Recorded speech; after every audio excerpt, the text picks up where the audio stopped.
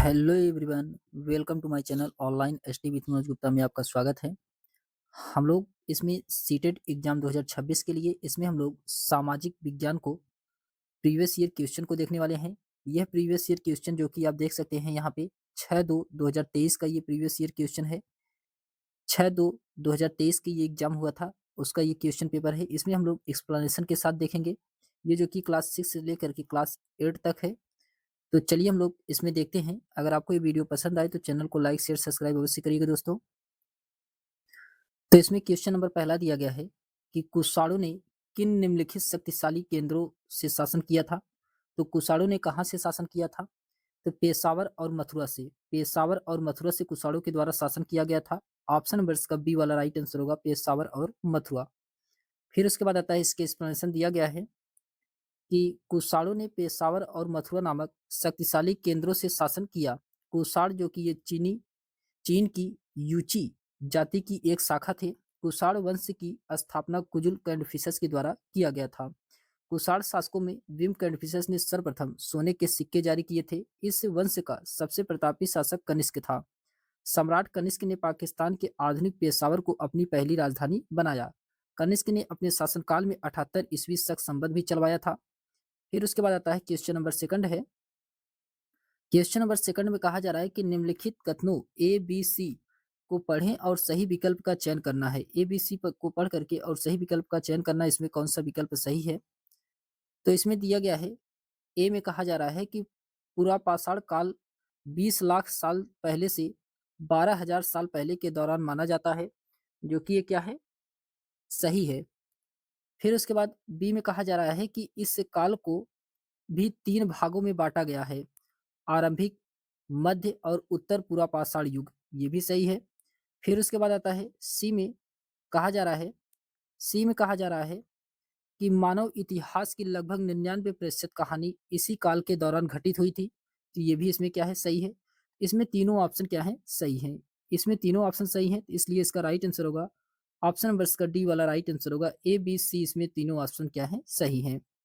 फिर उसके बाद आता है, इसकी एक्सप्लेनेशन दिया गया है कि पूरा पाषाण काल 20 लाख साल पहले से 12,000 साल पहले के दौरान माना जाता है।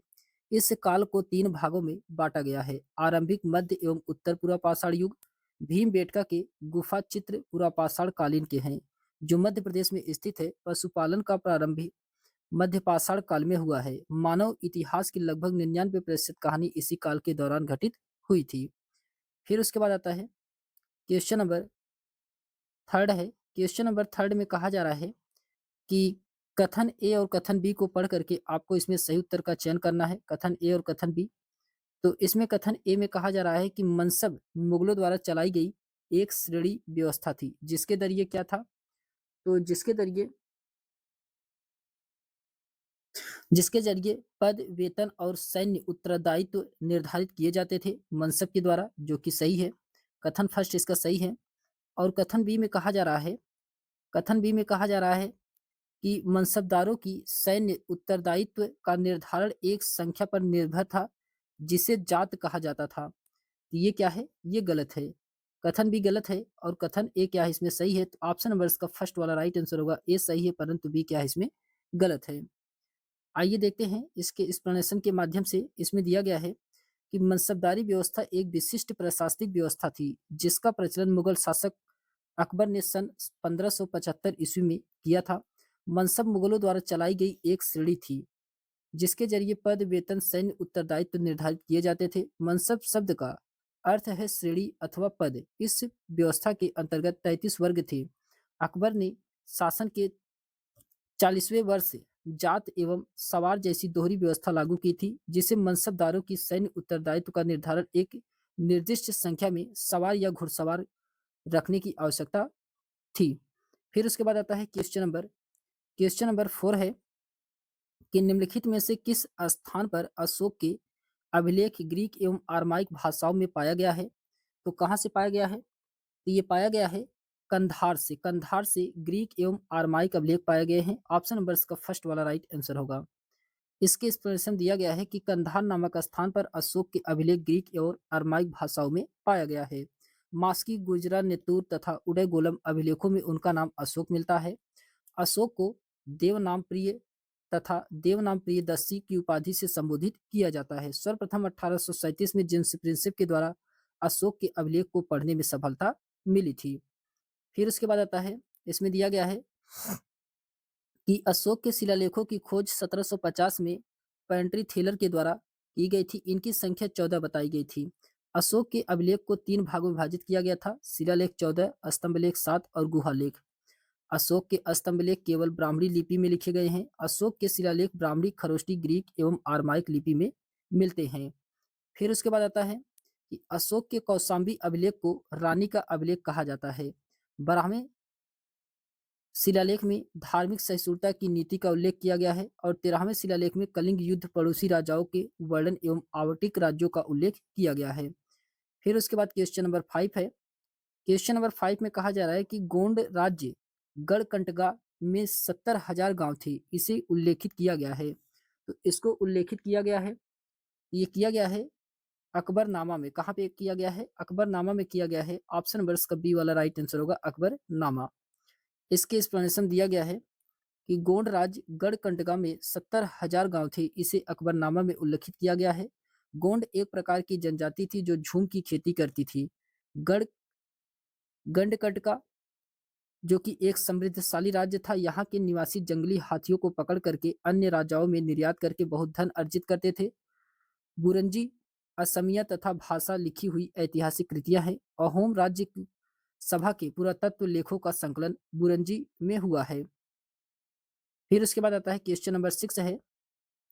क्वेश्चन नंबर 6 में कहा जा रहा है कि इसमें दिया गया है निम्नलिखित अभिकथन ए और कारण आर पे आपको पढ़ करके विचार करना है, इसमें कौन सा सही है। अभिकथन में कहा जा रहा है कि स्थानीय जनजाति लोगों द्वारा पूरी उड़ीसा के जगन्नाथ की काष्ठ प्रतिमा बनाई जाती थी, जो कि ये क्या है? सही है, ये सही है, सही है। फिर उसके बाद कारण आर में कहा जा रहा है, कारण आर में कहा जा रहा है कि जगन्नाथ मूलतः एक स्थानीय देवता थे जिन्हें आगे चल करके विष्णु का रूप मान लिया गया है, ये भी सही है। कथन कारण दोनों सही है और इसका एक्सप्लेनेशन भी सही है। कथन कारण दोनों सही है और इसका एक्सप्लेनेशन भी सही है, इसलिए इसका राइट आंसर होगा ऑप्शन नंबर का फर्स्ट वाला राइट आंसर होगा। ए और आर दोनों सही है, आर ए का सही व्याख्या कर रहा है। फिर उसके बाद आता है इसके एक्सप्लेनेशन दिया गया है। आइए देखते हैं इसके एक्सप्लेनेशन में क्या दिया गया है। इसके एक्सप्लेनेशन में कहा जा रहा है कि पूरी उड़ीसा में जगन्नाथ का संप्रदाय, जगन्नाथ का शाब्दिक अर्थ है कि दुनिया का मालिक, जो विष्णु भगवान का पर्यायवाची है। अब तक जगन्नाथ की काष्ठ प्रतिमा स्थानीय जनजाति लोगों द्वारा बनाई जाती है, जिससे तात्पर्य निकलता है कि जगन्नाथ मूलतः एक स्थानीय देवता थे, इन्होंने आगे चल करके विष्णु का रूप मान लिया गया है। बालभद्र, सुभद्र और जगन्नाथ की लघु मूर्तियां ताम्र पांडुलिपि में उड़ीसा में स्थित है। फिर उसके बाद आता है कि 12वीं शताब्दी में गंग वंश के एक अत्यंत प्रतापी राजा अनंत वर्मन ने पुरी में पुरुषोत्तम जगन्नाथ के लिए एक मंदिर बनवाने का निश्चय किया था। बाद में 1230 में राजा अन अनगंभीर तृतीय ने अपना राज्य पुरुषोत्तम जगन्नाथ को समर्पित कर दिया और स्वयं को जगन्नाथ का प्रतिनिधित्व घोषित किया। फिर उसके बाद आता है क्वेश्चन नंबर 7 है कि निम्नलिखित में से कौन सा कथन बिरसा आंदोलन के विषय में सही है। तो बिरसा आंदोलन के विषय में कौन सा कथन सही है, इसमें आइए देखते हैं बिरसा आंदोलन के संबंध में कौन सा कथन सही है। तो इसमें दिया गया है,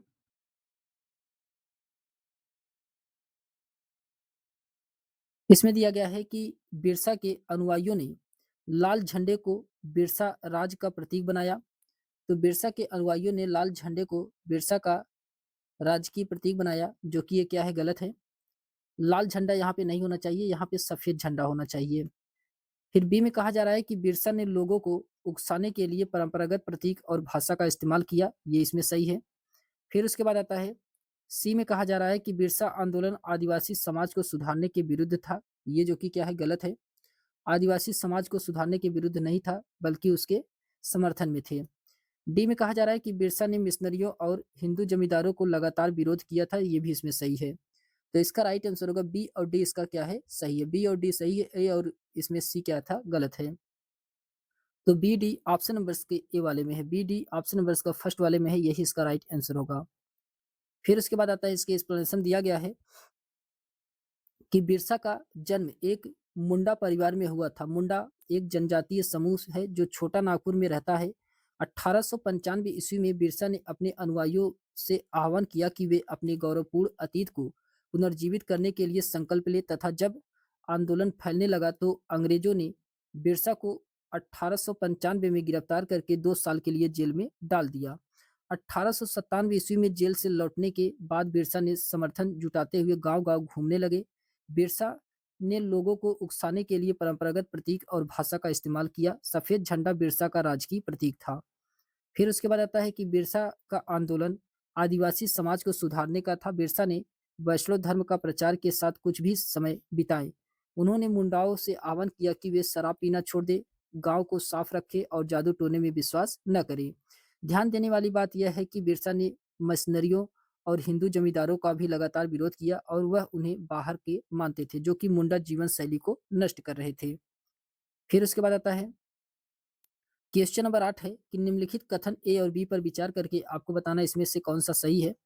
कथन ए में कहा जा रहा है कथन ए में कहा जा रहा है कि लाखों ग्रामीण महिलाएं जो सूत काटकर अपनी जीविका को चला रही थी, वे 19वीं शताब्दी के मध्य तक बेरोजगार हो गई, जो कि कथन ये सही है। फिर उसके बाद कथन बी में कहा जा रहा है कि 1830 के दशक तक भारतीय बाजार ब्रिटेन में बने सूती कपड़े से पट गए और 1880 के दशक तक स्थिति यह हो गई थी कि भारत के लोग जितना कपड़ा पहनते थे उसमें से 2/3 ब्रिटेन में बना होता था। ये भी इसमें सही है। कथन ए इसमें सही है और कथन बी भी दोनों सही, इसमें दोनों सही है और इसका सही एक्सप्लेनेशन भी कर रहा है। तो दोनों सही है और इसका सही एक्सप्लेनेशन भी कर रहा है, तो ऑप्शन नंबर इसका डी वाला राइट आंसर होगा। ए और बी दोनों सही है तथा ए का कारण बी है। फिर उसके बाद आता है इसके एक्सप्लेनेशन दिया गया है कि लाखों ग्रामीण महिलाएं जो सूत काटकर अपनी जीविका चला रही थी, वे 19वीं शताब्दी के मध्य तक बेरोजगार हो गई। निर्धन परिवारों में आर्थिक संकट का कारण बना। कुछ संदर्भों में महिलाओं, वृद्ध लोगों और बच्चियों को भी ढंग से परिवार के उपलब्ध संसाधनों तक पहुंच से वंचित किया जाता था। 1880 के दशक तक स्थिति यह हो गई थी कि भारत के लोग जितना कपड़ा पहनते थे उसका 2/3 ब्रिटेन में बना होता था, क्योंकि उस समय ब्रिटेन में एक पूंजीवादी देश था जहां भारत के ही सूती कपड़े बनाते थे और ब्रांड के रूप में भारत लाते थे और इसे यहीं पर बेच देते थे। फिर उसके बाद क्वेश्चन नंबर 9 है कि निम्नलिखित में से कौन सा कथन सही है। क्वेश्चन नंबर 9 बताना है कि कौन सा कथन सही है। तो इसमें दिया गया है कि महात्मा गांधी और रविन्द्रनाथ टैगोर ने औपनिवेशिक शिक्षा का विरोध किया था, जो कि ये क्या है, गलत है। महात्मा गांधी और रविन्द्रनाथ टैगोर ने औपनिवेशिक शिक्षा का समर्थन किया था, ये इसमें क्या है, सही है। तो बी वाला इसका राइट आंसर होगा। ऑप्शन नंबर इसका बी वाला राइट आंसर है। फिर उसके बाद आता है फिर उसके बाद आता है इसके एक्सप्लेनेशन दिया गया है कि महात्मा गांधी और रविन्द्रनाथ टैगोर ने औपनिवेशिक शिक्षा का विरोध किया। गांधी जी का मानना था कि शिक्षा केवल भारतीय भाषाओं में ही दी जानी चाहिए।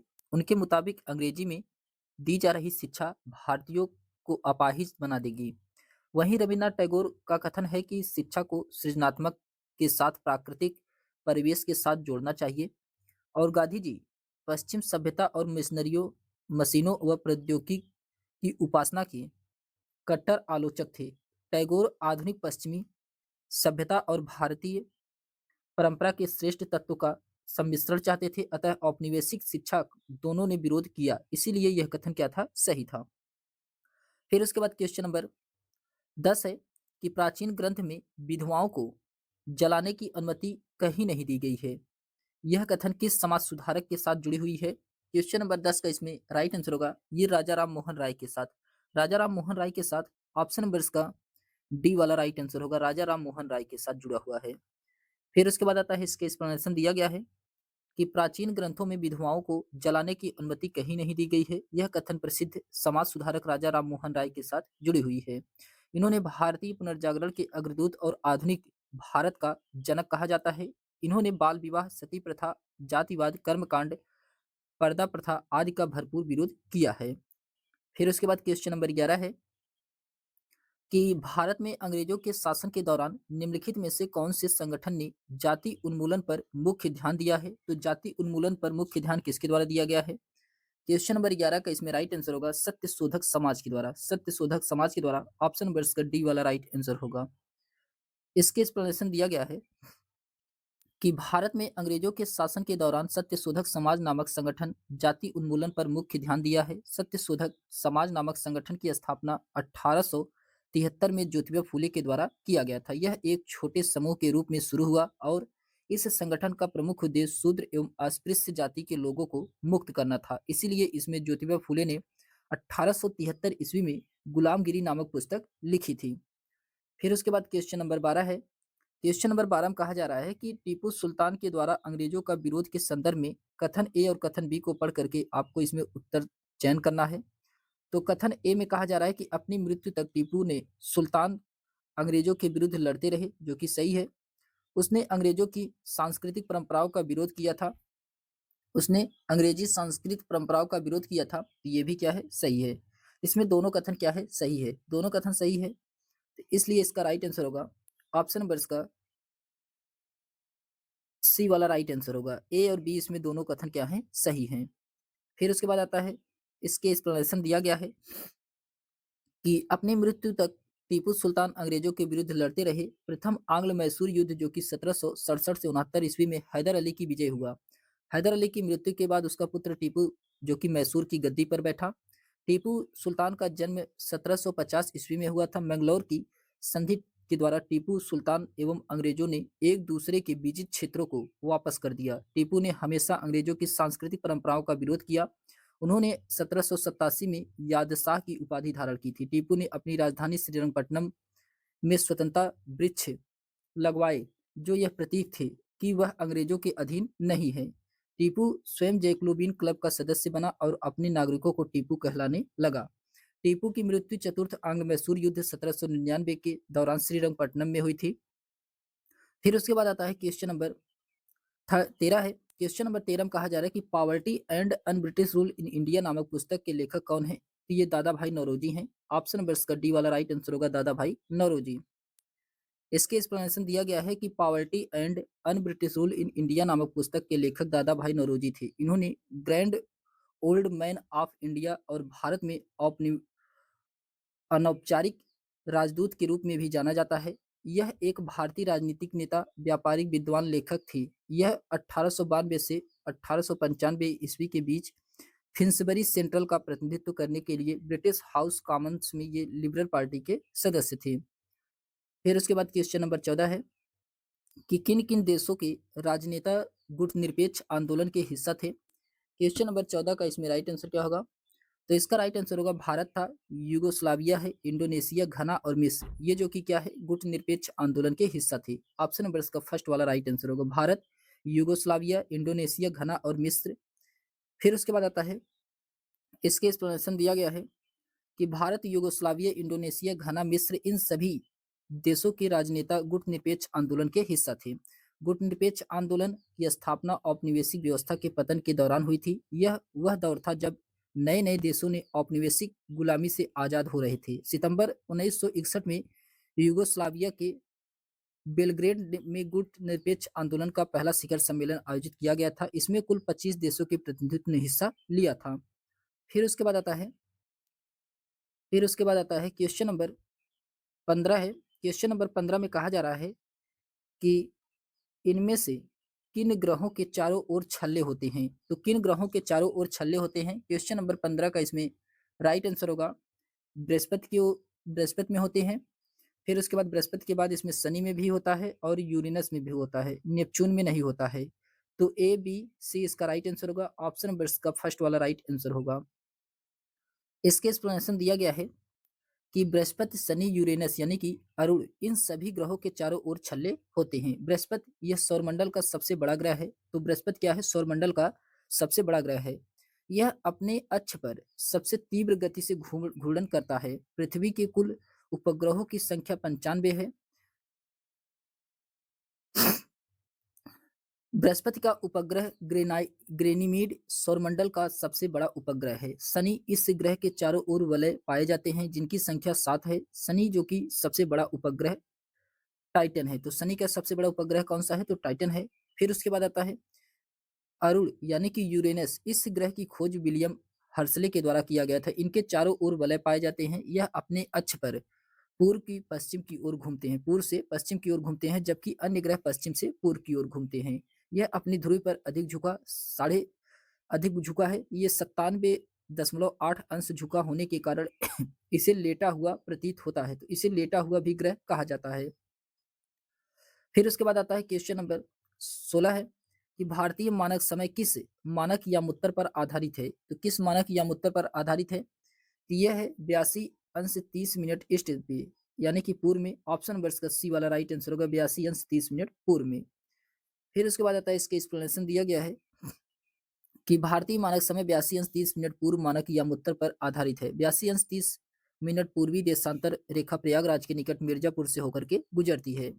भारतीय मानक समय या मुत्तर रेखा उत्तर प्रदेश, मध्य प्रदेश, छत्तीसगढ़, उड़ीसा, आंध्र प्रदेश कुल 5 राज्यों से होकर के गुजरती है। फिर उसके बाद आता है क्वेश्चन नंबर 17 है। क्वेश्चन नंबर 17 में कहा जा रहा है कि इनमें से क्या दिन एवं रात तथा ऋतुओं में परिवर्तन संभावित करता है? तो क्या करता है? क्वेश्चन नंबर 17 का इसमें राइट आंसर होगा, क्रमशः पृथ्वी के घूर्णन एवं परिक्रमण के कारण दिन और रात होता है और ऋतुओं में परिवर्तन होता है। ऑप्शन नंबर इसका फर्स्ट वाला राइट आंसर होगा। फिर उसके बाद आता है इसके एक्सप्लेनेशन दिया गया है, पृथ्वी के घूर्णन एवं परिक्रमण के दिन व रात ऋतुओं में परिवर्तन संभावित करता है। पृथ्वी सौरमंडल का एकमात्र ज्ञात ग्रह है जिस पर जीवन है। जल की उपस्थिति होने के कारण इसे नीला ग्रह भी कहा जाता है। पृथ्वी का एकमात्र उपग्रह चंद्रमा है। यह अपने अक्ष पर 23.5 अंश पर झुकी हुई है। यह सूर्य के चारों ओर 29.8 किलोमीटर प्रति सेकंड की वेग से चक्कर लगाती है। फिर उसके बाद आता है क्वेश्चन नंबर 18 है कि पृथ्वी लगभग 24 घंटे में अपने अक्ष पर 360 अंश पर घूम जाती है, अर्थात वह 1 घंटे में 15 अंश घूमती है। तो इस प्रकार जब ग्रीनविच में दोपहर के 12 बजते हैं तब ग्रीनविच से 30 अंश पूर्वी में समय होगा। तो कितना समय होगा? तो इसका समय होगा 2 अपराह्न, 2 पीएम होगा। ऑप्शन नंबर इसका फर्स्ट वाला राइट आंसर होगा, 2 पीएम होगा। फिर उसके बाद आता है इसके एक्सप्लेनेशन दिया गया है कि पृथ्वी लगभग 24 घंटे में अपने 300 अक्ष पर 360 अंश पर घूम जाती है, अर्थात वह 1 घंटे में 15 अंश घूमती है। इस प्रकार जब ग्रीनविच में दोपहर के 12 बजते हैं तब ग्रीनविच से 30 अंश पूर्वी में समय का 2 अपराह्न होता है। फिर क्वेश्चन नंबर 19 है कि अंडमान और निकोबार द्वीप समूहों में निम्नलिखित में से किस प्रकार के वन पाए जाते हैं? तो किस प्रकार के वन पाए जाते हैं?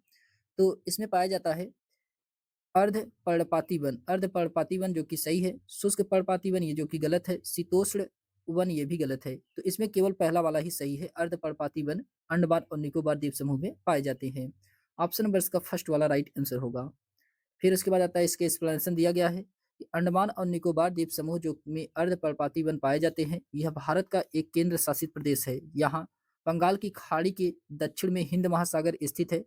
यह कई छोटे द्वीपों से मिल करके बना है। इसकी राजधानी पोर्ट ब्लेयर है। फिर क्वेश्चन नंबर 20 से कथन को पढ़ना है आपको। स्टेटमेंट फर्स्ट और कारण आर दिया गया है, आपको पढ़ करके इसमें सही उत्तर का चयन करना है।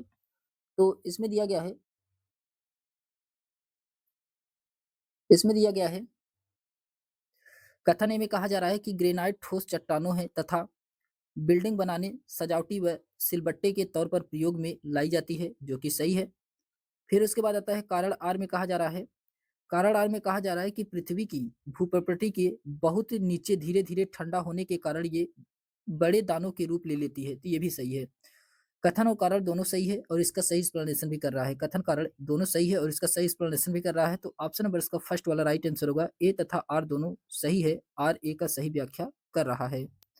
फिर उसके बाद आता है, आइए इसकी एक्सप्लेनेशन देखते हैं। इसके एक्सप्लेनेशन में दिया गया है इसके एक्सप्लेनेशन दिया गया है कि ग्रेनाइट ठोस चट्टानें हैं तथा बिल्डिंग बनाने की में सजावटी व सिलबट्टे के तौर पर प्रयोग में लाई जाती है। ग्रेनाइट जो कि मणि भई दानेदार शिला है जिसका प्रमुख आयोस्टाफिक होता है। ग्रेनाइट पृथ्वी के प्रत्येक भाग में पाया जाता है। भारत में यह प्रचुर मात्रा में मिलता है। तमिलनाडु के तंजाउर नगर में स्थित बृहदेश्वर मंदिर विश्व का पहला ऐसा मंदिर है जो ग्रेनाइट पत्थर से बनाया गया है। तो विश्व का ऐसा पहला मंदिर कौन सा है जो कि ग्रेनाइट पत्थर से बनाया गया है? तो ये कौन सा है? बृहदेश्वर मंदिर है। ये कहाँ पे है? ये तंजाउर में है, तमिलनाडु के। पृथ्वी की भूपट्टी के बहुत नीचे धीरे धीरे ठंडा होने के कारण ये बड़े दानों के रूप ले लेते हैं।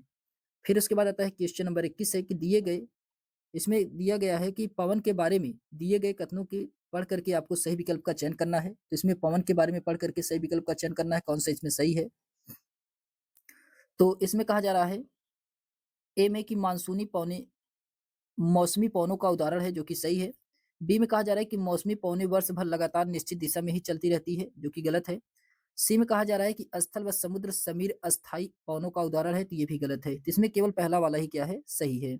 इसमें केवल पहला वाला ही सही है, तो इसलिए इसका राइट आंसर होगा ऑप्शन नंबर इसका फर्स्ट वाला राइट आंसर होगा, केवल इसमें पहला वाला क्या है, सही है। फिर उसके बाद आता है इसके एक्सप्लेनेशन दिया गया है कि पवनें 3 प्रकार की होती हैं।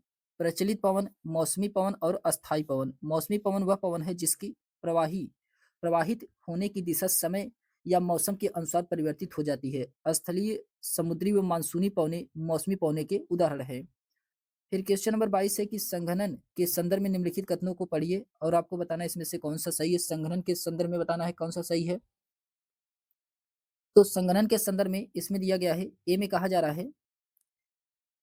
है कि जलवाष्प संघनित होकर के ठंडा होकर जल की बूंदें बनाती है, जो कि क्या है, सही है, सही है। बी में कहा जा रहा है कि जब जल की ये बूंदें इतनी भारी हो जाती है कि वायु में तैर न सकने, तब ये वर्षण के रूप में नीचे आ जाती है, ये भी सही है। फिर उसके बाद आता है सी में कहा जा रहा है कि आकाश में उड़ते हुए जेट हवाई जहाज अपने पीछे पद चिन्ह छोड़ते हैं क्योंकि इंजनों से निकली नमी संघनित होती है, ये भी सही है। इसमें तीनों ऑप्शन क्या है, सही है। तीनों ऑप्शन इसमें सही है, इसलिए इसका राइट आंसर क्या होगा, इसमें तीनों ऑप्शन सही है, तो इसलिए इसका राइट आंसर होगा ऑप्शन नंबर इसका डी वाला राइट आंसर होगा। ए बी सी इसमें क्या है, सही है। फिर उसके बाद आता है क्वेश्चन नंबर, अच्छा इसके एक्सप्लेनेशन दिया गया है कि गैस के द्रव बनाने की परिघटना को संघनन कहते हैं। संघनन तब होता है जब ओसांक हिमांक बिंदु से कम या ज्यादा रहता है। जलवाष्प संघनित होकर के ठंडा होकर के जल की बूंदें बनाते हैं। यह प्रक्रिया वाष्पन के विपरीत है। प्रायः जल चक्र के संदर्भ में ही इसका प्रयोग होता है।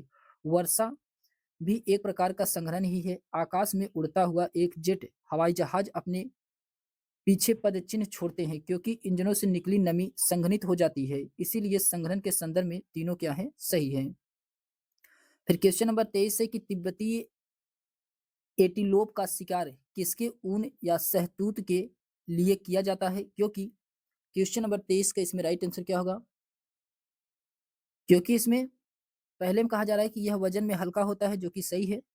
फिर उसके बाद यह अत्यधिक गर्म होता है, ये भी सही है। यह जानवर बहुत अधिक संख्या में है पाए जाते हैं, ये जो कि गलत है। जानवर बहुत अधिक संख्या में नहीं पाए जाते हैं, तो इसमें ए और बी दोनों सही है, ए और बी सही है, जबकि इसमें सी वाला क्या है, गलत है। तो A B C option number का फर्स्ट वाले में है, ए बी ऑप्शन नंबर के फर्स्ट वाले में है, फर्स्ट वाला इसका राइट आंसर होगा।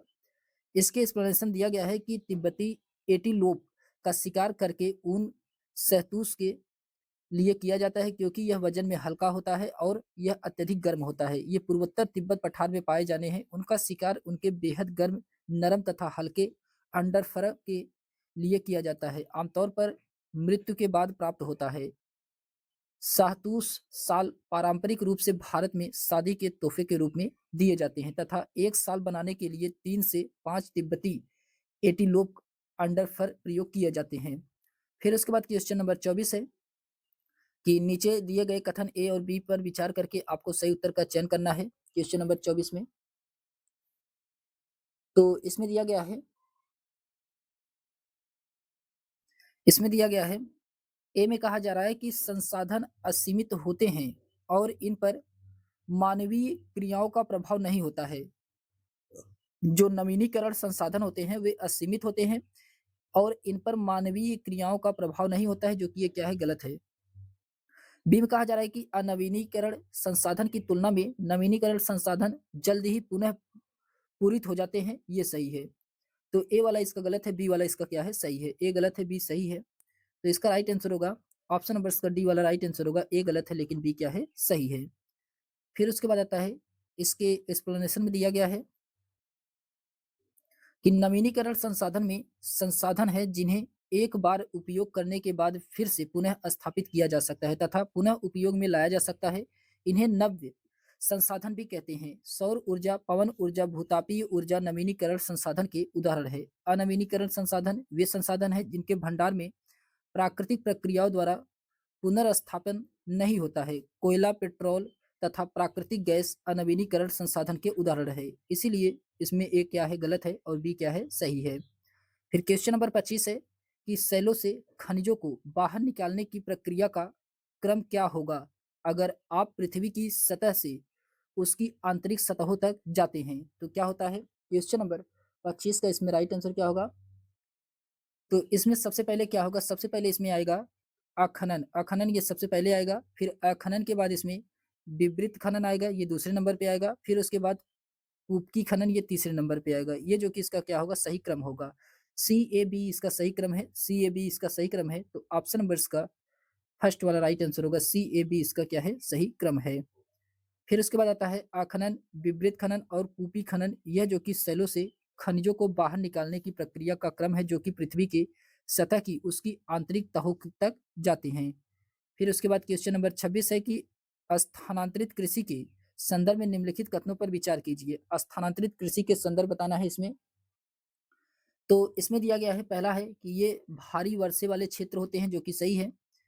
यह तीव्र पुनर्जनन वाले क्षेत्रों में प्रचलित होती हैं तो ये भी सही है। फिर उसके बाद आता है कि इसे तर्कन एवं दहन कृषि के नाम से भी जाना जाता है तो ये भी सही है। इसमें तीनों सही है, तीनों सही है, तो इसलिए इसका राइट आंसर होगा ऑप्शन नंबर का डी वाला राइट आंसर होगा। ए बी सी इसमें तीनों क्या है सही है। इसके एक्सप्लेनेशन दिया गया है कि स्थानांतरित कृषि के संदर्भ में निम्न कथन सही है। ये भारी वर्षा वाले क्षेत्र होते हैं, यह तीव्र पुनर्जनन क्षमता वाले क्षेत्रों में क्षेत्र प्रचलित होते हैं। इस कृषि प्रणाली को कर्तन एवं दहन कृषि के नाम से जाना जाता है। यह कृषि अमेजन बेसिन के सघन क्षेत्रों उष्णकटिबंधीय अफ्रीका, दक्षिण पूर्व एशिया और पूर्वोत्तर भारत में प्रचलित है। फिर उसके बाद आता है क्वेश्चन नंबर 27 है कि अगर आप कक्षा में प्रेयरी और बोल्ट पर परिचर्चा कर रहे हैं तो आप विश्व मानचित्र पर किस क्षेत्र को अंकित करेंगे। तो किस क्षेत्र को अंकित किया जाएगा। क्वेश्चन नंबर 27 का इसमें राइट आंसर होगा कनाडा दक्षिण अफ्रीका को, कनाडा और दक्षिण अफ्रीका को। तो इसका राइट आंसर क्या होगा, कनाडा और दक्षिण अफ्रीका कहाँ पे है। तो कनाडा और दक्षिण अफ्रीका अच्छा नीचे दिया गया है, कनाडा और दक्षिण अफ्रीका। ऑप्शन नंबर का डी वाला राइट आंसर होगा। फिर उसके बाद आता है इसके एक्सप्लेनेशन दिया गया है कि अगर आप कक्षा में प्रेयरी और बिल्ड पर परिचर्चा कर रहे हैं तो आप विश्व मानचित्र पर क्रमशः कनाडा और दक्षिण अफ्रीका को अंकित करेंगे। यह शीतोष्ण कटिबंधीय घास के मैदानों के उदाहरण है। यह 30 अंश से 45 अंश अक्षांशों के मध्यवर्ती भागों में पाए जाते हैं। उत्तरी गोलार्ध में स्थलीय विस्तार अधिक होने के कारण इस मैदान का विस्तार कहीं कहीं 50 अंश उत्तरी अक्षांश तक पाया जाता है। इन घासों के मैदानों को संयुक्त राज्य अमेरिका व कनाडा में प्रेयरी, अर्जेंटीना, उरुग्वे, ब्राजील, परम पंपास दक्षिण अफ्रीका में बेल्ड, यूरेशिया में स्पीटीज और ऑस्ट्रेलिया में डाउन्स कहा जाता है। फिर उसके बाद क्वेश्चन नंबर 28 है कि रूढ़िबद्ध धारणाओं के संदर्भ में निम्नलिखित वक्तव्यों पर ध्यान दीजिए। रूढ़िबद्ध धारणाओं के संदर्भ में निम्नलिखित वक्तव्यों पर ध्यान देना है। इसमें कौन सा सही है रूढ़िबद्ध के धारणाओं में। तो इसमें दिया गया है पहले में कहा जा रहा है कि रूढ़िबद्ध धारणाएं हमें प्रत्येक व्यक्ति के अनोखे और अलग व्यक्ति के पास खास गुण एवं क्षमताएं होती है जिसके रूप में देखने से रोक देती है, जो कि सही है। ए वाला इसका सही है, ये रूढ़िबद्ध धारणाएं है। फिर बी में कहा जा रहा है कि रूढ़िबद्ध धारणाएं बड़ी संख्या में लोगों को एक ही प्रकार की खांचे में जड़ देती है, तो ये भी सही है। फिर सी में कहा जा रहा है कि रूढ़िबद्ध धारणाओं का हम सब प्रभाव पड़ता है क्योंकि इसके चलते हमें उन कामों को करने का मौका मिलता है जिनमें हमें अच्छे हैं, ये जो कि क्या है गलत है। तो ए और बी इसका सही है और इसमें सी वाला क्या है गलत है। ए और बी इसका सही है, तो ए बी इसमें केवल बी वाले में दिया गया है। ऑप्शन नंबर का बी वाला राइट आंसर होगा, ये जो कि रूढ़िबद्ध धारणाओं के अंतर्गत आता है। इसके एक्सप्लेनेशन दिया गया है कि रूढ़िवाद एक प्रकार की विचारधारा है जो किसी चीज के बारे में पुराने समय से चली आ रही तथ्य एवं सिद्धांतों पर विश्वास करती है एवं उसी को स्वीकार करती है। रूढ़िबद्ध परिवर्तन को नहीं स्वीकार करती। यह पहले से बनी परंपरा पर विश्वास करती है और यही बड़ा संख्या में लोगों को एक प्रकार के खांचे में जड़ देती है। साथ ही रूढ़िबद्ध धारणाएं हमें प्रत्येक व्यक्ति को अनोखे और अलग व्यक्ति जिसके पास खास गुण एवं क्षमताएं हो सकती है उसके रूप में देखने से रोक देती है, जो कि रूढ़िबद्ध धारणाओं के संदर्भ में ए और बी क्या था, सही था। फिर क्वेश्चन नंबर 29 है कि निम्नलिखित उन क्षेत्रों की पहचान कीजिए जहां अतीत में आए अरबी और चीनी के व्यापारियों के उल्लेखनीय सांस्कृतिक प्रभाव हैं। क्वेश्चन नंबर 29 का इसमें राइट आंसर क्या होगा? तो उस क्षेत्र की पहचान करना है। तो वो क्षेत्र कौन सा है? केरल और लद्दाख है। केरल और लद्दाख है। ऑप्शन नंबर इसका बी वाला राइट आंसर होगा, केरल और लद्दाख। इसके एक्सप्लेनेशन दिया गया है कि केरल और लद्दाख यह दो प्रमुख क्षेत्र है जहां अतीत में आए अरबी और चीनी के व्यापारियों के उल्लेखनीय सांस्कृतिक प्रभाव हैं। लद्दाख जम्मू कश्मीर के पूर्वी पहाड़ियों में बसा एक रेगिस्तानी इलाका है। लद्दाख के रास्ते ही बौद्ध धर्म तिब्बत पहुंचा था। लद्दाख को छोटा तिब्बत भी कहा जाता है। केरल भारत के दक्षिण पश्चिम कोने में बसा हुआ है। सबसे पहले अरबी एवं यहूदी व्यापारी केरल ही आए थे। चीन के व्यापारी केरल आए। यहाँ पर मछली पकड़ने के लिए जो जाल इस्तेमाल किए जाते थे वे चीन जालों से हुबहू मिलते हैं और इन्हें चीना वाला कहा जाता है, चीना वाल कहा जाता है। फिर उसके बाद क्वेश्चन नंबर 30 है कि भारत के राष्ट्रपति का चुनाव किसके द्वारा किया जाता है? भारत के राष्ट्रपति का चुनाव ये किसके द्वारा किया जाता है? ये किया जाता है निर्वाचक मंडल के द्वारा अप्रत्यक्ष रूप से। निर्वाचक मंडल के द्वारा अप्रत्यक्ष रूप से। ऑप्शन नंबर इसका सी वाला राइट आंसर होगा। फिर उसके बाद आता है इसके एक्सप्लेनेशन दिया गया है कि भारत के राष्ट्रपति का चुनाव निर्वाचक मंडल के द्वारा अप्रत्यक्ष रूप से चुना जाता है। भारतीय राष्ट्रपति का चुनाव एक निर्वाचक मंडल के माध्यम से किया जाता है जिसमें राज्यसभा, लोकसभा और राज्यों की विधानसभाओं के निर्वाचित सदस्य रहते हैं। चुनाव का आयोजन भारतीय चुनाव आयोग इलेक्शन कमीशन के द्वारा किया जाता है। निर्वाचन मंडल संसद के उच्च एवं निम्न सदन यानी कि राज्य और लोकसभा के सांसदों के सभी निर्वाचित सदस्यों एवं राज्य केंद्र शासित प्रदेशों की दिल्ली एवं पुडुचेरी के विधानसभाओं के विधायकों के निर्वाचित सदस्य इसमें बने होते हैं। अनुच्छेद 54 में राष्ट्रपति का चुनाव है और अनुच्छेद 55 में राष्ट्रपति की चुनाव की प्रक्रिया है। फिर उसके बाद आता है क्वेश्चन नंबर 31 है कि क्वेश्चन नंबर 31 में कहा जा रहा है कि हमारा संविधान यह सुनिश्चित करता है कि शासन की व्यवस्था केवल कुछ ही विशेषाधिकार लोगों को सम्मिलित नहीं करती है, जो कि सभी के लिए निर्णय ले। यहाँ सरकार के विभिन्न स्तर हैं जो कि संविधान से ही अपनी ताकत और अधिकार प्राप्त करते हैं। यह भारतीय संविधान की निम्नलिखित विशेषताओं की व्याख्या कर रहा है। तो किस विशेषताओं की व्याख्या कर रहा है? क्वेश्चन नंबर 31 का इसमें राइट आंसर होगा ये संघवाद फेडरलिज्म का कर रहा है। ऑप्शन नंबर का ए वाला राइट आंसर होगा, संघवाद का। फिर उसके बाद आता है इसके एक्सप्लेनेशन दिया गया है कि हमारा संविधान यह सुनिश्चित करता है कि शासन की अवस्था केवल कुछ ही विशेषाधिकृत लोगों को सम्मिलित नहीं करती, जो कि सभी के लिए निर्णय लेती है। ये सरकार के विभिन्न स्तर हैं जो कि संविधान से ही अपनी ताकत और अधिकार प्राप्त करते हैं। यह भारतीय संविधान के संघवाद विशेषता की व्याख्या करता है। संघवाद मूल रूप से एक द्वैध सरकार प्रणाली डुअल गवर्नमेंट सिस्टम है जिसमें एक केंद्र और कई राज्य शामिल होते हैं। संघवाद जो कि संविधान की मूल संरचना के स्तंभों में से एक है। जैसा कि सर्वोच्च न्यायालय ने एस.आर. बम्बई बनाम भारत संघ मामले में दोहराया था कि राज्य संघ के महज उपांग नहीं है और संघ को यह सुनिश्चित करना चाहिए कि राज्यों की शक्तियों को कुचला नहीं जाएगा। संघीय सिद्धांतकार केसी बियर के अनुसार भारतीय संविधान की प्राकृतिक अर्ध संघीय है, क्वासी फेडरल है। फिर उसके बाद क्वेश्चन नंबर 32 है कि इनमें से कौन सी स्थिति भारत के एक शहर से आए प्रवासी मजदूर की अवस्था के सबसे करीब दर्शाती है?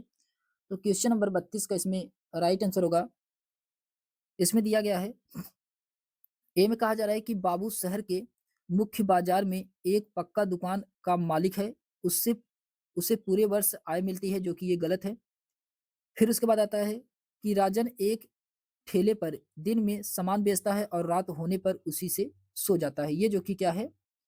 ये क्या है? तो ये अप्रवासी मजदूर की अवस्था है। अप्रवासी मजदूर की अवस्था है। ऑप्शन नंबर इसका बी वाला यही इसका राइट आंसर होगा। इसके एक्सप्लेनेशन दिया गया है कि राजन एक ठेले पर दिन में सामान बेचता है और रात होने पर उसी में सो जाता है। यह स्थिति भारत के एक शहर में आए प्रवासी मजदूर की अवस्था को सबसे करीब से दर्शाती है। अपने मूल निवास स्थान से दूर आंतरिक अथवा अंतर्राष्ट्रीय सीमाओं के पार लोगों की आवाजाही के प्रवासन कहते हैं। अंतर्राष्ट्रीय प्रवासी श्रमिक अधिनियम 1979 में प्रवासी श्रमिकों को नियुक्ति करने के वाले सभी प्रतिष्ठानों का पंजीकरण होना आवश्यक किया गया था या अनिवार्य किया गया था। फिर उसके बाद आता है क्वेश्चन नंबर 33 है कि दादन व्यवस्था के संदर्भ में निम्नलिखित कथनों पर विचार कीजिए। दादन व्यवस्था के संदर्भ बताना है, इसमें से कौन सा सही है दादन व्यवस्था के संदर्भ में। तो इसमें दादन व्यवस्था में कहा गया है कि यह व्यवस्था भारत में बड़े उद्योगों में प्रचलित है, जो कि गलत है। दादन व्यवस्था बड़े उद्योगों में प्रचलित नहीं है। बी में कहा जा रहा है कि इनमें व्यापारी कच्चा माल देता है और उसे तैयार करके माल प्राप्त होता है, तो ये जो कि सही है, ये दादन व्यवस्था है। फिर उसके बाद आता है सी में कहा जा रहा है कि इसमें बुनकर अधिकतर अपने घर का कार्यशाला में कार्य करते हैं, ये भी सही है। इसमें बी और सी सही है, बी और सी सही है, जबकि ए वाला क्या था, गलत है। बी और सी किसमें है, तो बी और सी ऑप्शन नंबर के सी वाले में है। बी और सी इसमें क्या है, दोनों सही हैं। फिर उसके बाद आता है इसके एक्सप्लेनेशन दिया गया है कि दादन व्यवस्था में बुनकरों और व्यापारियों के बीच एक तादाद में संबंध स्थापित होता है, जिसमें व्यापारी कच्चा माल देता है और उसे तैयार माल प्राप्त होता है। यह दादन व्यवस्था भारत के अधिकांश क्षेत्रों में बुनाई उद्योग में प्रचलित है। इनमें बुनकर अधिकतर अपने घर या कार्यशाला में कार्य करते हैं। फिर उसके बाद क्वेश्चन नंबर 34 है कि एक विरोध प्रदर्शन के दौरान पुलिस के द्वारा हेक्टर पीटरसन की हत्या की किस घटना की ऐतिहासिक संघर्ष से जुड़ी हुई है, तो ये किस घटना से ऐतिहासिक संघर्ष से जुड़ा हुआ है, ये जुड़ा हुआ है दक्षिण अफ्रीका में रंगभेद की नीति के संघर्ष के खिलाफ। दक्षिण अफ्रीका में रंगभेद की नीति के संघर्ष के खिलाफ जुड़ा हुआ है। ऑप्शन नंबर का सी वाला राइट आंसर होगा। इसके एक्सप्लेनेशन दिया गया है कि एक विरोध प्रदर्शन के दौरान पुलिस के द्वारा हेक्टर पीटरसन की हत्या की घटना दक्षिण अफ्रीका के रंगभेद नीति के खिलाफ संघर्ष से जुड़ी हुई है। रंगभेद प्रणाली ने लोगों को उनकी त्वचा के रंग के आधार पर विभाजित करने का कार्य किया है। इसी रंगभेद प्रणाली के कारण ही अश्वेत लोग को मतदान के अधिकार से वंचित रखा गया है। रंगभेद व्यवस्था में उपनिवेशवाद और जातिवाद के चरम को दर्शाया गया है। रंगभेद के खिलाफ लंबे संघर्ष के वर्ष 1994 में दक्षिण अफ्रीका ने आखिरकार स्वतंत्रता प्राप्त की और एक नए संविधान का निर्माण करके रंगभेद पर प्रतिबंध लगा दिया। इसी नए निर्मित संविधान में सभी को समान अधिकार दिए गए हैं। फिर क्वेश्चन नंबर 35 है कि हिंदू उत्तराधिकार अधिनियम 2005 निम्नलिखित में से किस कारण हेतु लैंगिक समानता की ओर एक कदम है। क्वेश्चन नंबर 35 का इसमें राइट आंसर होगा यह है, इसमें दिया गया है कि यह बेटियों को विवाह के बाद पैतृक कुल नाम रखने का अधिकार देता है, जो कि गलत है। फिर उसके बाद आता है कि यह बेटियों को पिता की संपत्ति पर अधिकार दिलाता है, ये सही है। बेटियों के पिता की संपत्ति पे अधिकार दिलाता है, ये जो कि सही है। ऑप्शन नंबर का बी वाला यही इसका क्या होगा, राइट आंसर होगा। फिर उसके बाद आता है इसके एक्सप्लेनेशन दिया गया है कि हिंदू उत्तराधिकार अधिनियम धारा 2005 के अनुसार यह बेटियों को पिता की संपत्ति पर अधिकार दिलाता है। सितंबर 2005 में 1956 के अधिनियम में संशोधन के बाद वर्ष 2005 में महिलाओं को संपत्ति विभाजन के लिए सहायदाई के रूप में मान्यता दी गई थी। इस अधिनियम के धारा 6 में संशोधन किया गया था ताकि एक सहदायक की पुत्री को भी जन्म से सहायदायक बनाया जा सके तथा यह लैंगिक समानता की ओर एक महत्वपूर्ण कदम है। फिर उसके बाद क्वेश्चन नंबर 36 है कि भारतीय के दिन को याद करने के लिए गणतंत्र दिवस मनाते हैं। क्वेश्चन नंबर 36 का इसमें राइट आंसर होगा ये मनाया जाता है कि संविधान लागू होने के उपलक्ष्य में गणतंत्र दिवस मनाया जाता है। ऑप्शन नंबर का सी वाला राइट आंसर होगा। इसके एक्सप्लेनेशन दिया गया है कि भारतीय संविधान के लागू होने के दिन को याद करने के लिए गणतंत्र दिवस मनाते हैं। भारतीय संविधान की मूल संरचना भारत सरकार अधिनियम 1935 पर आधारित है। भारत का संविधान 26 नवंबर 1949 को औपचारिक रूप से अंगीकृत किया गया था तथा 26 जनवरी 1950 को भारतीय संविधान पूर्ण रूप से लागू हुआ था। तब से 26 जनवरी के दिन प्रतिवर्ष गणतंत्र दिवस के रूप में मनाया जाता है। फिर क्वेश्चन नंबर 37 है। क्वेश्चन नंबर 37 में कहा जा रहा है कि राम्या एक बेकरी में सहयोगी कर्मी के रूप में काम करती है। उसे उसके मालिक का महंगा मोबाइल फोन चुराने के झूठे आरोप में अभियुक्त बनाया जाता है, परंतु वह अपनी खराब आर्थिक स्थिति के चलते अपने बचाव के लिए वकील नहीं कर पाती है। उसके केस का प्रतिनिधित्व करने के लिए भारतीय संविधान के किस अनुच्छेद के अनुसार राज्य द्वारा वकील दिया जाएगा, तो किस अनुच्छेद के द्वारा राज्य के द्वारा वकील दिया जाएगा, ये दिया जाएगा अनुच्छेद 39 ए के तहत। अनुच्छेद 39 ए के तहत ऑप्शन नंबर इसका बी वाला राइट आंसर होगा। फिर उसके बाद आता है इसके एक्सप्लेनेशन में दिया गया है भारत के संविधान के भाग 4 अनुच्छेद 36 से 51 में राज्य के नीति निर्देशक सिद्धांत डीपीएसपी शामिल है। यह आयरलैंड के संविधान से लिया गया है। 42वें संविधान संशोधन 1976 के द्वारा अनुच्छेद 39 ए में कहा गया है कि राज्य गरीबों को निःशुल्क कानूनी सहायता प्रदान करेगा। दिए गए इसमें राम्या को अपने ऊपर लगे झूठे आरोप को सही साबित करने हेतु अनुच्छेद 39 ए के तहत राज्य के द्वारा वकील दिया जाएगा। फिर उसके बाद आता है क्वेश्चन नंबर 38 है। अभिकथन ए और कारण आर दिया गया है। आपको इसमें पढ़ करके सही उत्तर का चयन करना है। अभिकथन ए और कारण आर में इसमें कहा जा रहा है कि ऊपरी न्यायालय के फैसले नीचे की सारी न्यायालयों को मान्य होते हैं, जो कि सही है। भारत के पास एकीकृत न्यायिक व्यवस्था है, ये भी सही है। कथन ए भी सही है, कारण आर भी सही है। दोनों इसका एक्सप्लेनेशन भी कर रहा है, तो दोनों इसमें सही है और इसका एक्सप्लेनेशन कर रहा है, तो ऑप्शन नंबर इसका फर्स्ट वाला राइट आंसर होगा। फिर उसके बाद आता है इसके एक्सप्लेनेशन दिया गया है कि ऊपरी न्यायालय के जो भी फैसले होते हैं वह निचले सारी न्यायालयों को मानने के लिए बाध्य होते हैं और भारत के सर्वोच्च न्यायालय न्यायिक समीक्षा की शक्ति के साथ देश का शीर्ष न्यायालय है। भारत एक संघीय है राज्य है एवं इसकी एकल तथा एकीकृत न्यायिक प्रणाली है, जिसकी त्रिस्तरीय संरचना है, अर्थात सर्वोच्च न्यायालय, उच्च न्यायालय और अधीनस्थ न्यायालय। फिर उसके बाद आता है क्वेश्चन नंबर 39 है कि निम्नलिखित कथन ए बी सी पर विचार करके अपना उत्तर बताना है। ए बी सी पर विचार करके, तो इसमें दिया गया है ए में कहा जा रहा है कि तवा मत्स्य संघ का गठन तवाबाद के निर्माण के खिलाफ हुआ था, जो कि ये क्या है, ये गलत है। बी में कहा जा रहा है कि तवा मत्स्य संघ का गठन मध्य प्रदेश के जंगल निवासियों के जीवन निर्वहन के लिए बांध पर मछलियां पकड़ने के काम को जारी रखने के अधिकार की रक्षा के लिए हुआ था, ये सही है। फिर उसके बाद सी में कहा जा रहा है कि तवा मत्स्य संघ मछुआरों को ऋण भी देने की व्यवस्था करता है, तो ये भी सही है। इसमें बी और सी दोनों सही है, जबकि ए क्या था, गलत था। बी और सी सही है। बी और सी इसके ऑप्शन नंबर का सी वाला राइट आंसर होगा। बी और सी इसमें क्या है, सही है।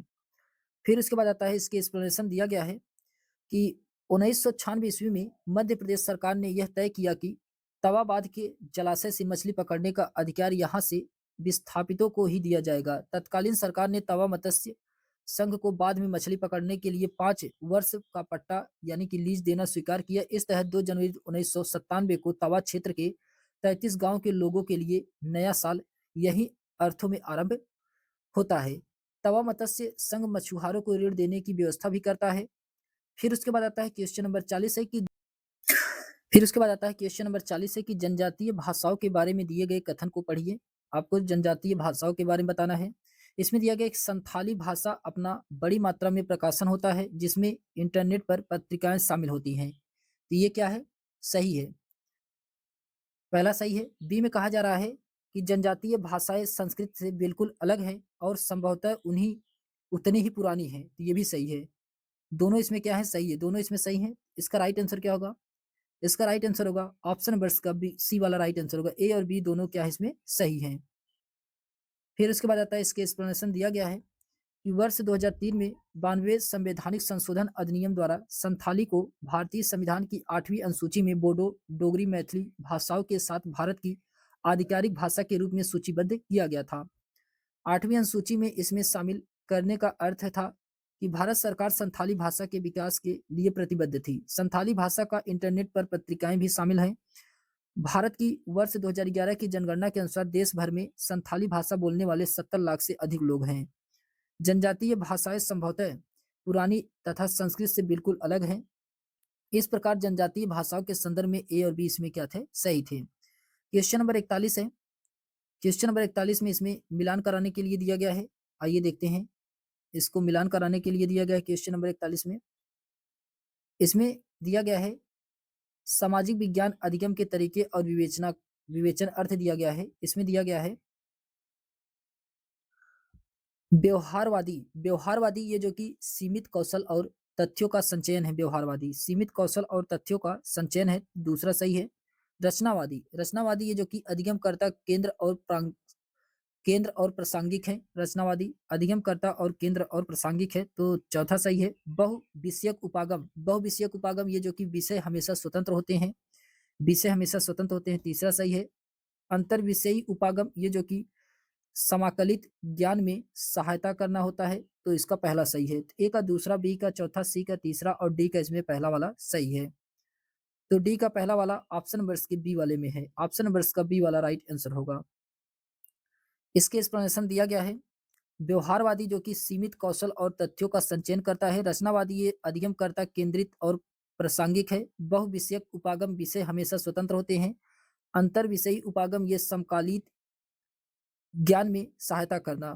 फिर उसके बाद क्वेश्चन नंबर 42 है कि निम्नलिखित में से कौन सा शब्द इतिहास में पूरा स्थल की सही व्याख्या प्रस्तुत करता है। क्वेश्चन नंबर 42 का इसमें राइट आंसर क्या होगा? तो इसका राइट आंसर होगा वह स्थान जहां औजार, बर्तन और इमारतें जैसी वस्तुओं के अवशेष मिले हों, उसे क्या कहते हैं? उसे इतिहास में पूरा स्थल शब्द का सही व्याख्या यही कर रहा है। ऑप्शन नंबर इसका बी वाला राइट आंसर होगा।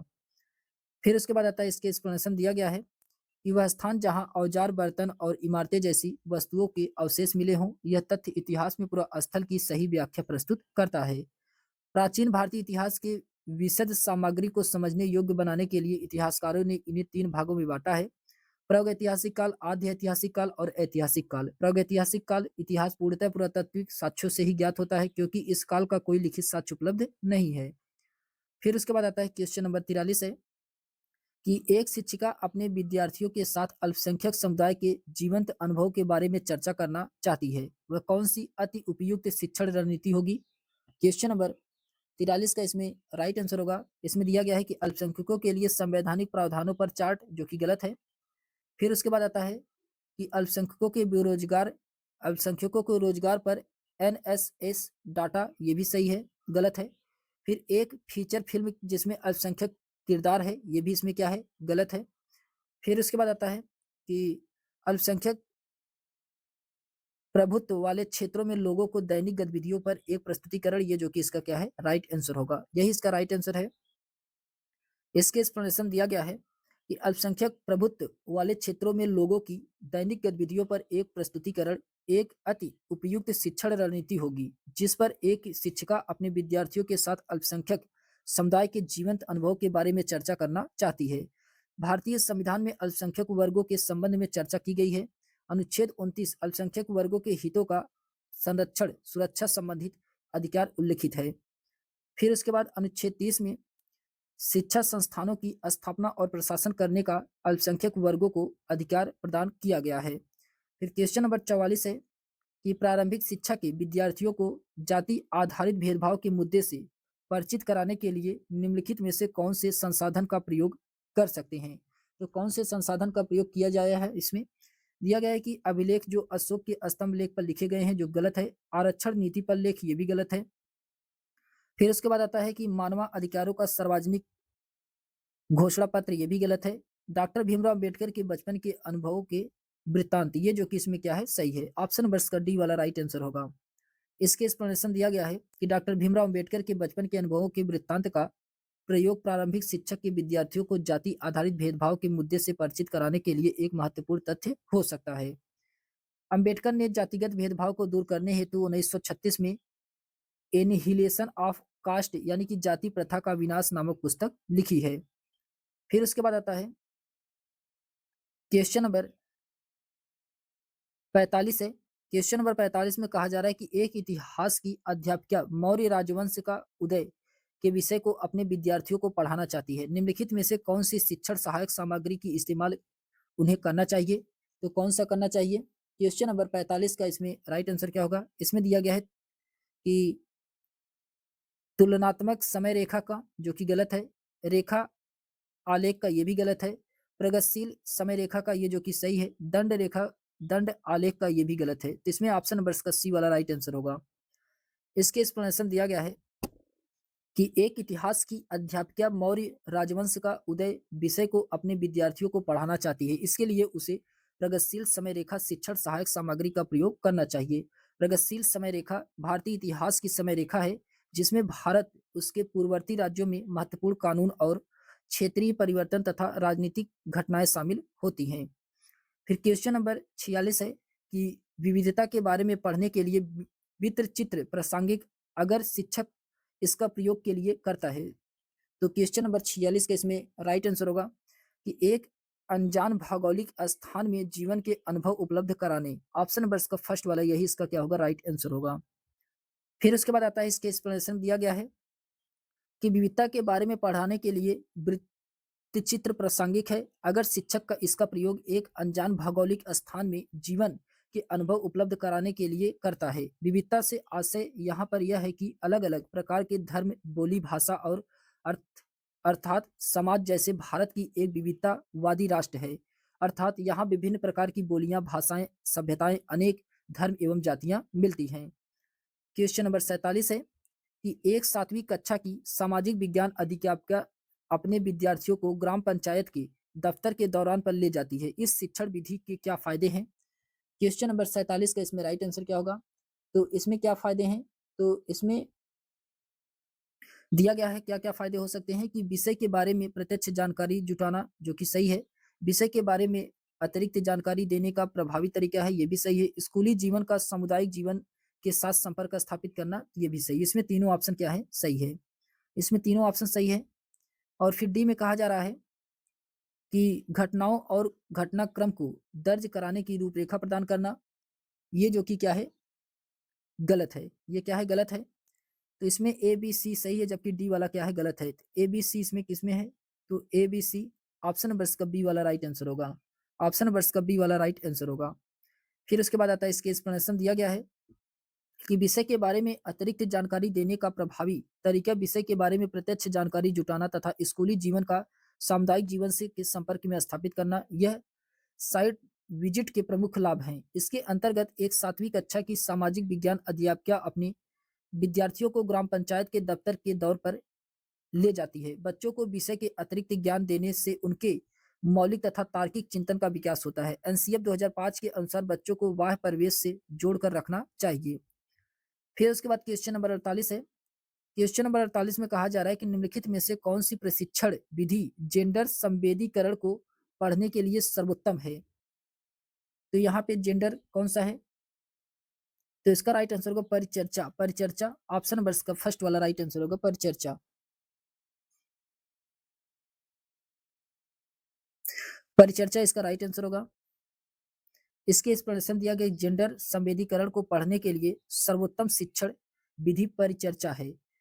शिक्षा में जेंडर संवेदीकरण का अर्थ होगा कि रूढ़िगत विचारों के ऊपर उठकर बालक और बालिकाओं को समान शैक्षिक व्यवस्थाएं एवं अवसर उपलब्ध कराना, जिससे उनकी शैक्षिक उपलब्धियों पर लिंग के भेद का प्रभाव न हो सके। जेंडर संवेदीकरण में शिक्षक शिक्षिका का महत्वपूर्ण योगदान होता है। शिक्षक शिक्षा का प्रक्रिया में शामिल तभी तत्वों के विद्यालय शिक्षकों, पाठ्यक्रम, पाठ्यपुस्तक एवं कक्षा कक्ष के समान योगदान है। सभी के द्वारा बालक के समान व्यवहार दिया जाए। शिक्षक परिवर्तन के प्रमुख नियामक होते हैं। ये विद्यालय में बच्चों के रोल मॉडल होते हैं। विद्यार्थी उनका ही अनुसरण करते हैं। क्वेश्चन नंबर 49 है कि निम्नलिखित में से कौन सी रणनीति विद्यार्थियों में आलोचनात्मक सोच को प्रोत्साहित करने में सबसे उपयुक्त है? क्वेश्चन नंबर 49 का इसमें राइट आंसर क्या होगा? तो इसमें दिया गया है कि विद्यार्थियों से सभी सूचनाओं को सत्य समझकर स्वीकृत करना चाहिए, जो कि गलत है।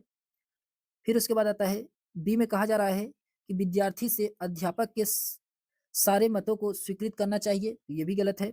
सी में कहा जाए विद्यार्थियों को पक्षपात पहचानने में मदद करना, ये जो कि इसमें क्या है? सही है। विद्यार्थियों को पक्षपात पहचानने में मदद करना, ये जो कि इसमें क्या है? सही है। ऑप्शन नंबर इसका सी वाला यही इसका राइट आंसर होगा। फिर उसके बाद आता है, इसके एक्सप्लेनेशन दिया गया है कि विद्यार्थियों को पक्षपात पहचानने में मदद करना, यह रणनीति विद्यार्थियों में समालोचनात्मक सोच को प्रोत्साहित करने में सबसे उपयुक्त है। प्राथमिक विद्यालय में महत्वपूर्ण सोच सिखाने के लिए कल्पना महत्वपूर्ण है। शिक्षकों को कुछ नया बनाने के लिए छात्रों के जानकारी का उपयोग करने के लिए नए तरीके की तलाश करनी चाहिए। ऐसा करने के लिए कला परियोजन एक शानदार तरीका है। आलोचनात्मक सोच छात्रों को समझने की कौशल को बढ़ाती है। आलोचनात्मक सोच क्षमता आपको सभी और मूल्यांकन करने में सक्षम बनाती है। क्वेश्चन नंबर 50 है। क्वेश्चन नंबर 50 में कहा जा रहा है कि निम्नलिखित में से कौन सी सामाजिक विज्ञान शिक्षण विधि विद्यार्थियों की प्रस्ताव करने की, तार्किक बहस करने की, जवाबी तर्क देने और तथ्यों को विचार को प्रस्तुत करने की क्षमता को विकसित करती है। तो ये कौन सा करता है? तो ये करता है वाद विवाद। वाद विवाद ऑप्शन नंबर इसका फर्स्ट वाला राइट आंसर होगा, वाद विवाद।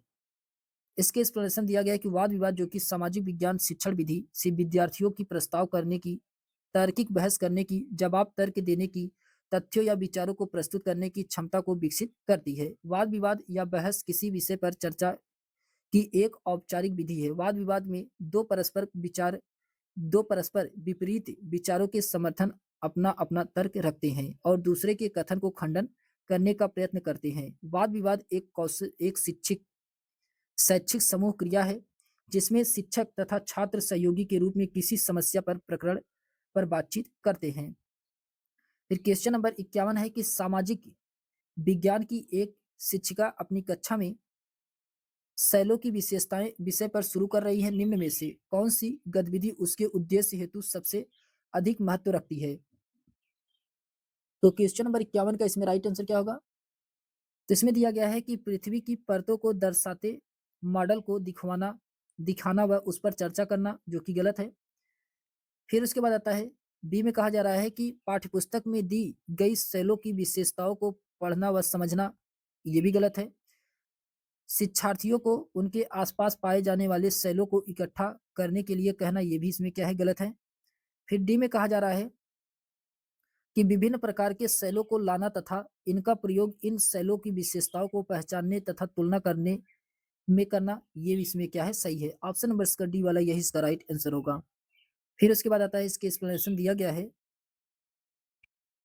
इसमें कहा जा रहा है कि सामाजिक विज्ञान की एक शिक्षिका अपने कक्षा में शैलों की विशेषताएं से संबंधित विषय शुरू कर रही हैं। इसके लिए विभिन्न प्रकार के शैलों को लाना तथा इनका प्रयोग इन शैलों की विशेषताओं को पहचानने तथा तुलना करने में काम जैसी गतिविधियां उनके उद्देश्य हेतु सबसे अधिक महत्व रखती हैं। सामाजिक विज्ञान समाज का विज्ञान है जिसमें वैज्ञानिक पद्धति को आधार बना करके समाज का अध्ययन किया जाता है। फिर उसके बाद आता है कि यह मानव एवं पशुओं के व्यवहार का अध्ययन कराता है। यह समाज की आवश्यकताओं एवं उनमें हो रहे बदलाव को विस्तृत अध्ययन कर उनको सही मार्ग की ओर अग्रसर करती है। क्वेश्चन नंबर 52 है कि भारत के तटीय मरुस्थल रूप पढ़ते हुए राजस्थान के शिक्षक किस शैक्षणिक समस्या का सामना कर सकते हैं? तो ये छात्रों के लिए संदर्भ बनाने में ऑप्शन नंबर इसका फर्स्ट वाला राइट आंसर होगा। भारत के तटीय स्थल रूप पढ़ाते हुए राजस्थान के शिक्षक छात्रों के लिए संदर्भ बनाने में शैक्षणिक समस्याओं का सामना कर सकते हैं। कुछ शैक्षणिक समस्याएं इस प्रकार है, जैसे शिक्षण प्रणाली समावेशी नहीं है, पाठ्यक्रमों में व्यवहारिकता की कमी, स्कूल स्तर के आंकड़ों की अविश्वसनीयता, शासन गुणवत्ता में कमी, शिक्षक प्रबंधन, शिक्षक की शिक्षा और प्रशिक्षण, स्कूल और प्रशासन और प्रबंधन के स्तर में कमी। फिर उसके बाद क्वेश्चन नंबर 53 है कि सामाजिक विज्ञान पाठ्यचर्या में निम्नलिखित में से कौन सी विद्यमान बाधाएं हैं? तो कौन सी विद्यमान बाधाएं हैं क्वेश्चन नंबर 53 में?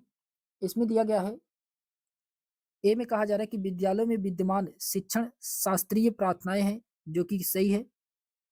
फिर बी में अच्छा प्रदर्शन तथा उच्च अंक प्राप्त करने का दावा, ये भी इसमें सही है। ये बाधाएं हैं, ये बाधाएं के रूप में प्रस्तुत किया जाता है। फिर उसके बाद सी में कहा जा रहा है कि वैज्ञानिक अन्वेषण तथा कौशल निर्माण का अभाव, ये जो कि गलत है। तो इसमें ए और बी क्या है, इसकी बाधाएं हैं। ऑप्शन नंबर इसका फर्स्ट वाला राइट आंसर होगा। इसके एक्सप्लेनेशन दिया गया है कि विद्यालयों में विद्यमान शिक्षण शास्त्रीय प्रथाएं और अच्छा प्रदर्शन तथा उच्च अंक प्राप्त करने के दबाव सामाजिक विज्ञान पाठ्यचर्या में विद्यमान क्या है, बाधाएं हैं। फिर उसके बाद आता है क्वेश्चन नंबर, अच्छा इसमें दिया गया है कि सामाजिक विज्ञान को मुख्य पाठ्यक्रम में शामिल किया जाना चाहिए क्योंकि यह शिक्षार्थियों को वास्तविक जीवन से परिस्थितियां प्रदान करते हैं। सामाजिक विज्ञान वास्तविक दुनिया से संबंधित है। यह शिक्षार्थी को यह समझने में मदद करता है कि समाज जैसे समाज कैसे काम करता है। यह समाज के सामने आने वाली समस्याओं की पहचान करता है। किसी समाज की शिक्षा के रूप में निश्चित करने में सबसे अधिक भूमिका उस समाज के जीवन को दर्शन की होती है। फिर उसके बाद आता है क्वेश्चन नंबर 54 है कि प्रारंभिक विद्यालय के छात्रों के समक्ष भारत के राष्ट्रीय आंदोलन की चर्चा के लिए निम्न स्रोतों को उल्लेख किया जा सकता है। तो कौन से किया जा सकता है? क्वेश्चन नंबर 54 का इसमें राइट आंसर होगा सेलुलर जेल के आधिकारिक दस्तावेज और पत्र के द्वारा। ऑप्शन नंबर इसका फर्स्ट वाला राइट आंसर होगा। फिर उसके बाद आता है इसके एक्सप्लेनेशन दिया गया है कि प्रारंभिक विद्यालय के छात्रों के समक्ष भारत के राष्ट्रीय आंदोलन की चर्चा के लिए सेलुलर जेल के आधिकारिक दस्तावेज और पत्र को उल्लेखित किया जा सकता है, जबकि शैल चित्रकला, कबीर के दोहे, अशोक स्तंभ प्राचीन दस्तावेजों से संबंधित है। इनका राष्ट्रीय आंदोलन में कोई भूमिका नहीं है। सेलुलर जेल अंडमान निकोबार द्वीप समूह में स्थित है। यह राष्ट्रीय आंदोलन के दौरान कई क्रांतिकारी इस जेल में रखे गए थे। इस जेल का इस्तेमाल भारत की औपनिवेशिक सरकार के द्वारा अपराधी और राजनीतिक कैदियों को निर्वासित करने के उद्देश्य से किया जाता है। सेलुलर जेल जो कि काला पानी के नाम से भी जाना जाता है सेलुलर जेल को। फिर क्वेश्चन नंबर 55 है कि सामाजिक विज्ञान की कक्षा में परियोजना विधि का प्रयोग करने का मुख्य उद्देश्य है। क्वेश्चन नंबर 55 का इसमें राइट आंसर होगा विद्यार्थियों को सामाजिक विज्ञान के सैद्धांतिक ज्ञान के निर्माण में संलग्न करना, जो कि गलत है। फिर उसके बाद आता है कि सामाजिक विज्ञान कक्षा में शिक्षण समय बचाना, ये भी गलत है। सामाजिक विज्ञान शिक्षा का भार कम करना, ये भी गलत है। विद्यार्थियों का वास्तविक जीवन में सामाजिक समस्याओं की जांच में संलग्न करना, ये जो कि सही है। ऑप्शन नंबर इसका डी वाला राइट आंसर होगा। इसके एक्सप्लेनेशन दिया गया है कि सामाजिक विज्ञान की कक्षा में परियोजना विधि का प्रयोग करने का मुख्य उद्देश्य विद्यार्थियों को वास्तविक जीवन में सामाजिक समस्याओं की जांच में संलग्न करना है। सामाजिक विज्ञान के प्रभावी शिक्षण अधिगम को सुनिश्चित करने में परियोजना विधि का योगदान निम्नलिखित है। कौन कौन से योगदान है इसमें?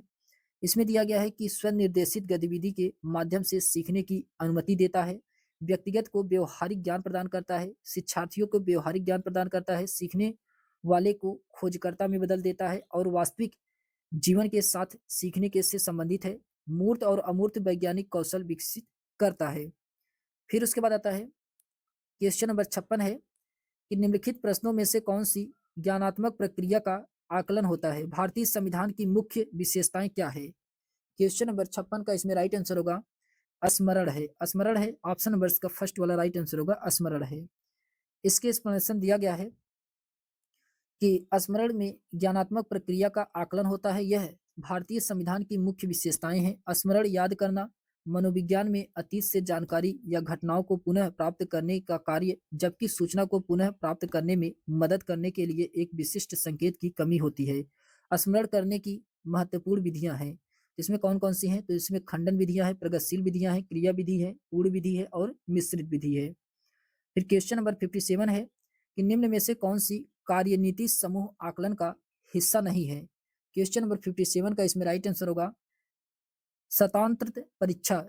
स्वतंत्र परीक्षा, ऑप्शन नंबर का सी वाला, यही इसका राइट आंसर होगा। ये जो कि इसमें कार्यनीति समूह के आकलन का हिस्सा नहीं है। स्वतंत्र परीक्षा कार्यनीति समूह के आकलन का हिस्सा नहीं है, जबकि वाद विवाद, सेमिनार, प्रस्तुति, कक्षा में चर्चा जैसी कार्यनीतिक समूह के आकलन का हिस्सा है। किसी कार्य को पूर्ण करने के उद्देश्य से बच्चों के द्वारा सामूहिक रूप से कार्य करते समय सीखने और प्रगति का आकलन सामूहिक आकलन है। आकलन का यह तरीका बच्चों के सामूहिक कौशलों, सहयोग द्वारा सीखने की प्रक्रिया तथा बच्चों के व्यवहार से संबंधित अन्य मूल्यों के आकलन के लिए बहुत उपयुक्त पाया जाता है। आकलन के द्वारा बालकों के प्रगति स्तर का पता लगाया जा सकता है। फिर क्वेश्चन नंबर 58 है कि निम्नलिखित में से कौन सा कथन सतत और व्यापक मूल्यांकन के बारे में सही नहीं है? इसमें कौन सा सही नहीं है? क्वेश्चन नंबर 58 में इसमें दिया गया कि यह विद्यार्थियों के व्यवहार के केवल संज्ञानात्मक पक्ष की आवश्यकता को पूर्ति करता है। ये जो कि क्या है, यही इसमें सही नहीं है। यही इसका क्या है, राइट आंसर होगा। यही इसमें क्या है, गलत है। फिर उसके बाद आता है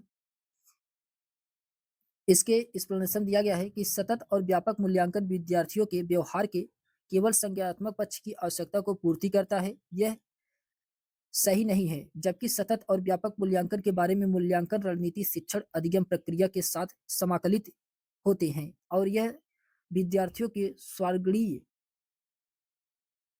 स्वर्गीय आकलन के सुनिश्चित करता है और यह अध्यापकों को समय पर प्रतिपुष्टि प्रदान करते हैं। ये सभी सही है। सतत और व्यापक मूल्यांकन का अर्थ है कि छात्रों के विद्यालय आधारित मूल्यांकन की प्रणाली जिसमें छात्र के विकास के सभी पक्ष शामिल होते हैं। क्वेश्चन नंबर 59 है कि लोकतंत्र विषय में शुरू करने से पहले एक अध्यापिका कक्षा में इससे संबंधित प्रश्न पूछती है तो वे किस तरह का आकलन कर रही है? ये किस तरह का आकलन कर रही है? तो ये पूर्व अवधारणा का आकलन कर रही है। ऑप्शन नंबर इसका फर्स्ट वाला राइट आंसर होगा, पूर्व अवधारणा का आकलन कर रही है। इसके एक्सप्लेनेशन दिया गया कि लोकतंत्र विषय को शुरू करने से पहले एक अध्यापिका कक्षा में इससे संबंधित प्रश्न पूछती है। वह पूर्व अवधारणा का आकलन करना चाहती है। सीखने के आकलन के अभ्यास शिक्षकों के द्वारा उनकी शिक्षण अधिगम प्रक्रिया के दौरान किया जाता है। इसका मुख्य उद्देश्य है कि शिक्षार्थियों को सुविधा के अनुसार शिक्षण में सुधार और सीखने में वृद्धि करना है। यह कक्षा में शिक्षण अधिगम प्रक्रिया के साथ होता है। फिर क्वेश्चन नंबर 60 है कि एक अच्छी तरह से डिजाइन किया गया पोर्टफोलियो होना चाहिए। तो क्वेश्चन नंबर 60 का इसमें राइट आंसर क्या होगा? इसमें दिया गया है ए में कहा जाए उद्देश्यपूर्ण और व्यवस्थित जो कि सही है। विद्यार्थी के प्रदत्त कार्यों और गतिविधियों को प्रतिबिंबित करने वाला, ये भी इसमें सही है। फिर उसके बाद आता है सी में कहा जा रहा है कि विद्यार्थियों के एक लंबी समय अवधि काम का संचयन, ये भी इसमें सही है। इसमें तीनों ऑप्शन सही है, तीनों ऑप्शन सही है, तो इसलिए इसका राइट आंसर होगा ऑप्शन नंबर इसका डी वाला राइट आंसर होगा। ए बी सी इसमें तीनों क्या है? सही है। इसके एक्सप्लेनेशन दिया गया है कि एक अच्छी तरह से डिजाइन किया गया पोर्टफोलियो उद्देश्यपूर्ण और व्यवस्थित होना चाहिए। विद्यार्थियों के प्रदत्त कार्यों और गतिविधियों को प्रतिबिंबित करने वाला होना चाहिए और विद्यार्थियों के एक लंबी समय अवधि के काम का संचयन होना चाहिए। पोर्टफोलियो एक प्रकार का रिपोर्ट कार्ड है। ये फाइल होता है जिसमें विद्यार्थी की शैक्षिक और गैर शैक्षिक सभी तरह की जानकारी क्रमबद्ध तरीके से एकत्रित करके रखा जाता है। साधारण भाषा में कहा जाए तो विद्यार्थियों की उपलब्धि और कमियों को रिकॉर्ड पोर्टफोलियो में ही रखा जाता है। पोर्टफोलियो जो कि शिक्षार्थी की क्षमताओं, विचारों और दृष्टिकोणों का प्रमाण प्रदान करता है। एक पोर्टफोलियो बच्चों की क्रमिक प्रगति को दर्शाता है और मार्ग प्रस्तुत करता है। तो हम लोगों ने क्वेश्चन 60 तक देख लिया है जो कि ये सामाजिक विज्ञान का था। इसके आगे हम लोग नेक्स्ट वीडियो में नेक्स्ट पीवाईक्यू देखेंगे। तो आज के लिए बस इतना ही, मिलते हैं हम लोग एक नेक्स्ट वीडियो में। तब तक के लिए सभी दोस्तों को बहुत बहुत धन्यवाद।